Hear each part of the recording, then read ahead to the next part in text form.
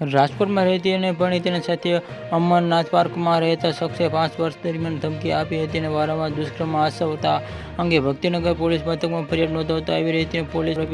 ઝડપી લઈને જરી કાર્યવાહી કરી હતી. દુષ્કર્મના બનાવની જાણ મળતી આ વિગતો મુજબ રાજકોટમાં રહેતી 28 વર્ષની ભણીતી અને ભક્તિ પોલીસ સ્ટેશનમાં નોંધાવી પોલીસ ફરિયાદ આરોપી તરીકે કોઠારીયા મેઇન રોડ પર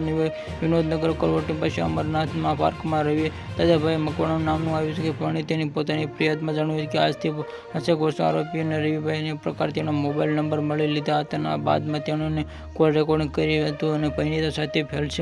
ફ્રેન્ડશિપ કરીને સામ્યવાસ્તવમાં આ ભણીતાએ કહ્યું કે મારે ફ્રેન્ડશિપને રાખવી હતી અને ત્યારબાદ આ વોટ્સઅપ મેસેજ ચાલુ કર્યા હતા અને બાદમાં વચ્ચે નંબર વાતચીત થઈ હતી અને એ 2-2.5 વર્ષમાં આરોપીનો કોલ રેકોર્ડિંગ કહ્યો તે આ ચાલુ આપવા ભાગી આમથી ઘણી વખત કહ્યું છે. ત્યાર પછી આખરે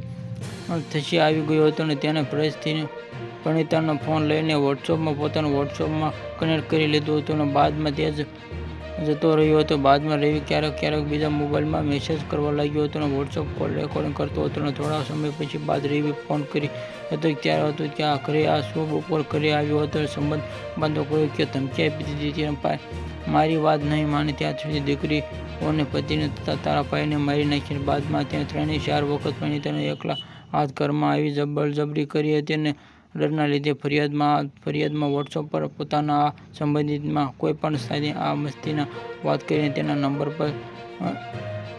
પર શોધ કરી હતી.